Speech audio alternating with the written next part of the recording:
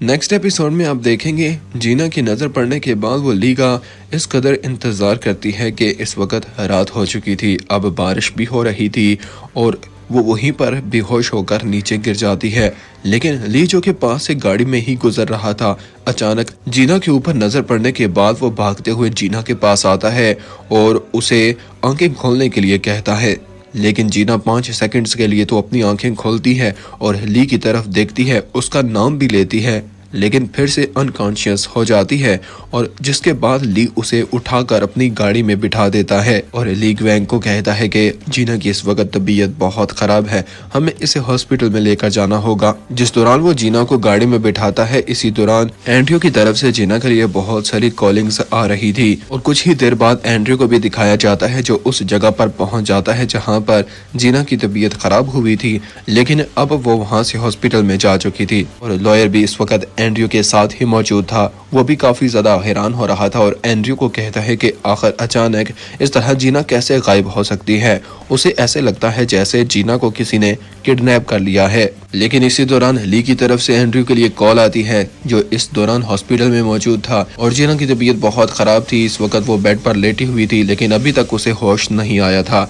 जिसके बाद वो एंड्रयू को बताता है, तुम्हारे नंबर से जीना के लिए बहुत सारी कॉल्स आ रही थी, मैंने सोचा तुम्हें बता दूं कि इस वक्त जीना की तबीयत खराब है और वो किस हॉस्पिटल में मौजूद है। वो उस हॉस्पिटल का एड्रेस भी उसे बता देता है।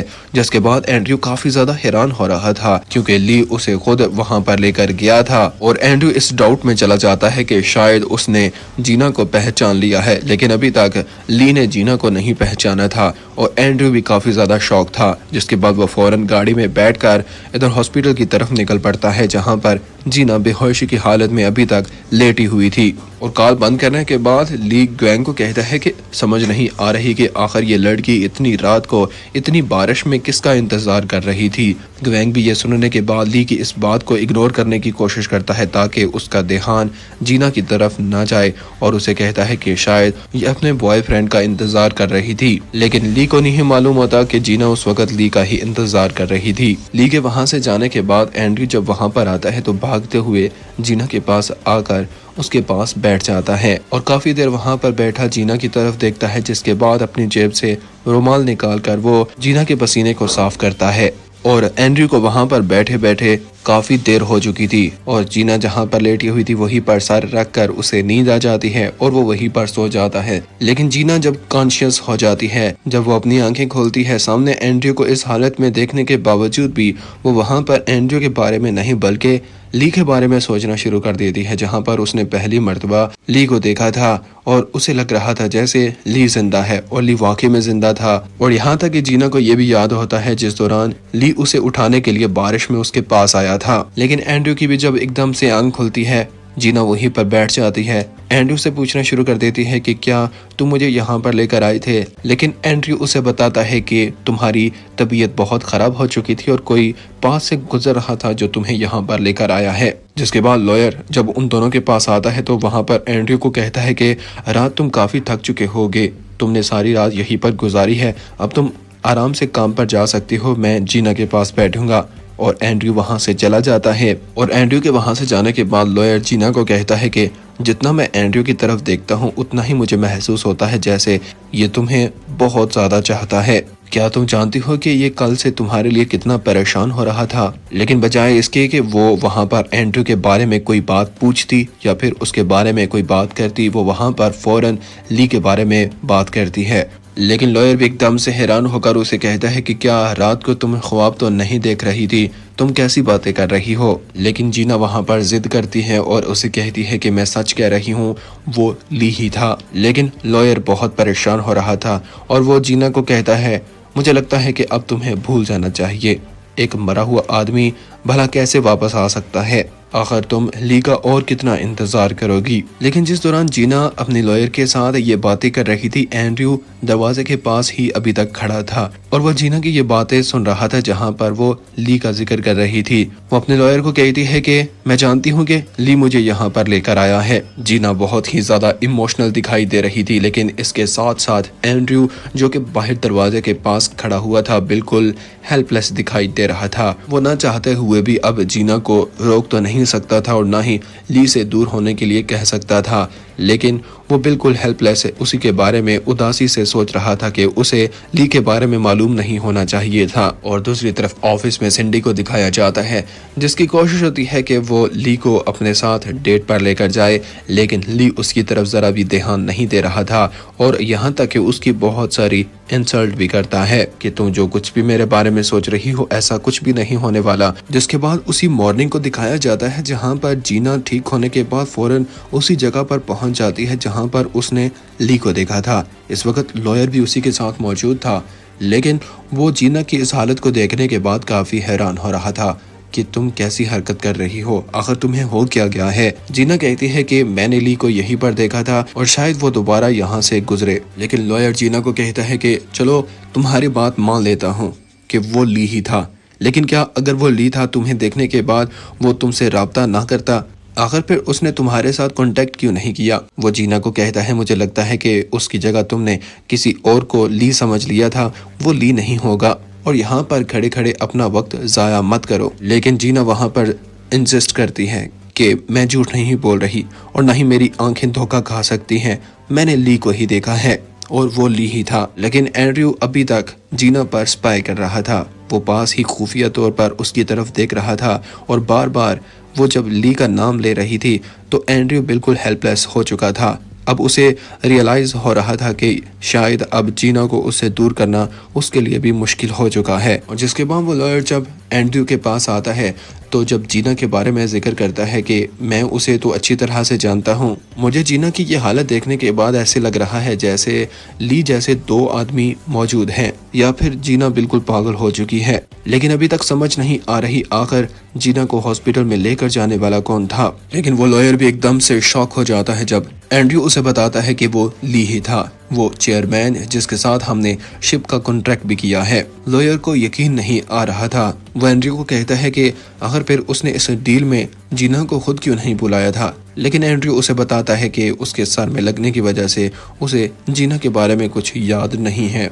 और जब एंड्रयू कहता है कि मैं इसके बारे में खुद ली को बताऊंगा, लॉयर कहता है कि खामोश रहना बहुत मुश्किल है, मैं जानता हूँ, लेकिन क्या यह सब कुछ बताने के बाद तुम्हें हर्ट नहीं होगा? क्या जब जीना ली के साथ मिलेगी तो तुम्हें तकलीफ नहीं होगी? लेकिन इस पर एंड्रयू बिल्कुल खामोश हो जाता है। जिसके बाद जीना को दिखाया जाता है जो इस वक्त डिनर कर रही थी और अपनी दोस्त को भी बताती है कि उसने ली को देखा है।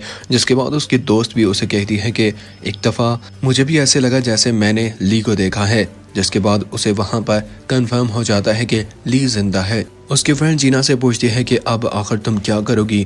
वो कहती है कि मैं उसका इंतजार करूंगी। उसकी फ्रेंड उसे कहती है कि अगर उसने तुम्हारे साथ रब्ता न किया और उसने तुम्हारी तरफ कांटेक्ट न किया तो फिर। लेकिन जीना बहुत ज्यादा होपफुल दिखाई दे रही थी, कहती है कि वो जरूर मुझे याद करेगा। जिसके बाद जेजे और किम्मी को दिखाया जाता है जो अपने इस फ्रॉड में काफी ज्यादा सक्सेसफुल हो चुके थे।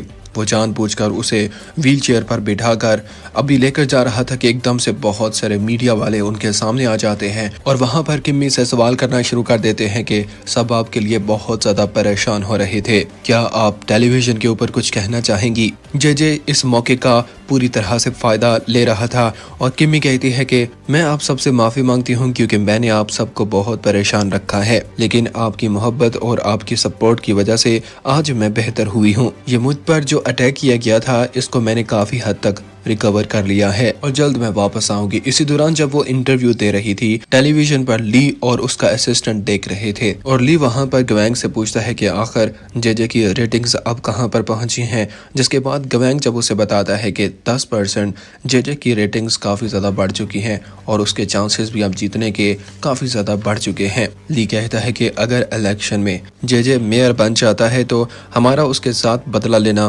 बहुत मुश्किल हो जाएगा, हमें किसी तरह भी इसको हराना होगा। जिसके बाद ली गवैंग के साथ उस अटैक के बारे में जिक्र करता है जो जानबूझकर सारा जेजे ने एक ड्रामा किया था और वो उससे पूछता है कि क्या तुम्हारे पास उस अटैक के बारे में कोई एविडेंस मौजूद है। लेकिन गवैंग कहता है टू बी हॉनेस्ट इस वक्त उसके खिलाफ कोई भी सबूत ढूंढना बहुत मुश्किल है। लेकिन इसी दौरान ग्वेंग के पास पेनी की कॉल आती है, जहां पर वो उसके सीक्रेट्स ग्वेंग के साथ शेयर करती है। इसके बाद पेनी और ग्वेंग एक दूसरे के साथ मिलते भी हैं और वो ली के बारे में बात करते हुए कहती है कि ली ने मुझे जिंदा छोड़कर एक बहुत बड़ा मुझ पर एहसान किया है। इस वक्त उसकी मदद करना मेरे ऊपर फर्ज है और जेजे से बदला लेने के लिए मैं ली की पूरी तरह मदद करूंगी। जिसके बाद नेथन और एंड्रयू को दिखाया जाता है, जहां पर दोनों का जब आमना सामना होता है फिर से उन दोनों की बहस शुरू हो जाती है। नेथन एंड्रयू को कहता है कि जब भी तुम मेरे साथ मिलते हो तो मुझे सही से ग्रीटिंग्स क्यों नहीं करते। एंड्रयू कहता है जब तुम मुझे अपना भाई समझना शुरू कर दोगे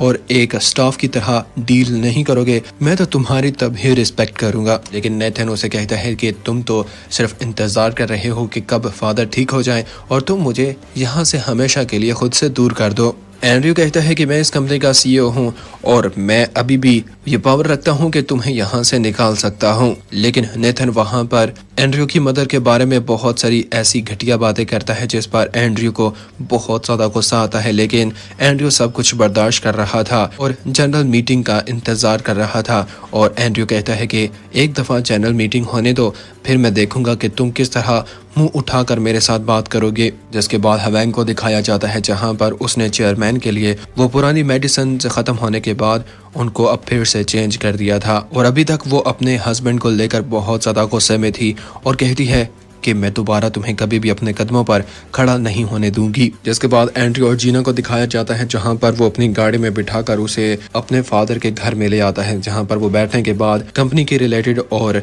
मजीद नए प्रोजेक्ट के बारे में कुछ इन्फॉर्मेशन लेने के बाद वहां पर कुछ देर एंड्रयू के फादर के साथ कुछ बातें करती है। जिसके बाद वो दोनों एक दूसरे से काफी फ्रैंक भी हो चुके थे और चेयरमैन क्योंकि अपने वर्कर के हाथ से बने हुए खाने से बहुत ज्यादा तंग आ चुका था। जिसके बाद वहां पर जीना उसके लिए खाना खुद बनाने के लिए कहती है कि क्या मैं आपका किचन यूज कर सकती हूँ। जिसके बाद उसका वर्कर उसे साथ किचन में लेकर जाता है और जहां पर जीना अपने हाथों से चेयरमैन के लिए उनका पसंदीदा खाना बनाती है। लेकिन इससे पहले चेयरमैन ने जीना को कहा था कि मेरी वाइफ के बने हुए हाथों से खाना कंपेयर नहीं किया जा सकता। लेकिन जब जीना उसके लिए खाना बना कर लेकर आती है, चेयरमैन वो खाने के बाद उसकी बहुत ही ज्यादा तारीफ करता है और उसे कहता है कि इसके बाद तुम्हारे हाथों से बने हुए खाने का कंपैरिजन मेरी वाइफ के साथ नहीं, तुमने बहुत अच्छा खाना बनाया है। जीना भी बहुत ज्यादा खुश होती है। कुछ ही देर में वहाँ पर चेयरमैन की वाइफ पहुँच जाती है। जिसके बाद वो जीना पर बहुत ही ज्यादा गुस्सा करती है कि आखिर क्या तुम यहाँ पर खाना बनाने के लिए आई हो। लेकिन चेयरमैन उसको डिफेंड करते हुए कहता है कि खबरदार तुम जीना पर इस तरह गुस्सा करो, अब तुम्हारे हाथ के बने हुए खाने की मुझे कोई जरूरत नहीं, क्योंकि जीना ने तुमसे काफी बेहतर खाना बनाया है। नेथन भी वहीं पर मौजूद था। उस खाने को टेस्ट करने के बाद वो भी जीना की बहुत ज्यादा तारीफ करता है और चेयरमैन की वाइफ को और भी ज्यादा गुस्सा आता है। और नेक्स्ट डे दिखाया जाता है, जहां पर एंड्रयू अपने लॉयर की तरफ कॉल करता है और उसे जीना के बारे में पूछ रहा था कि जीना कहां पर है।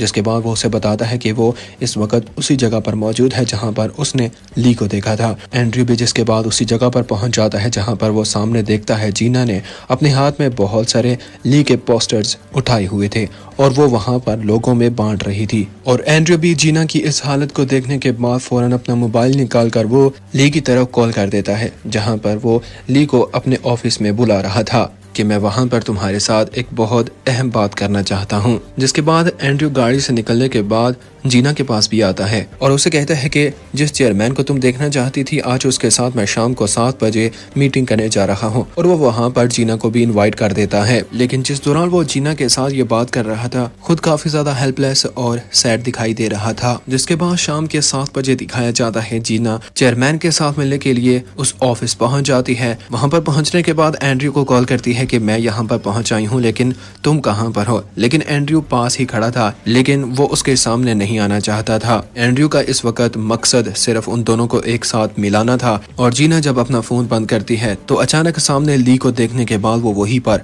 शॉक हो जाती है। वो काफी ज्यादा इमोशनल होकर ली को फौरन हक कर लेती है और उसे कहती है कि मुझे मालूम था कि तुम जिंदा हो। गाइस, नेक्स्ट एपिसोड देखने के लिए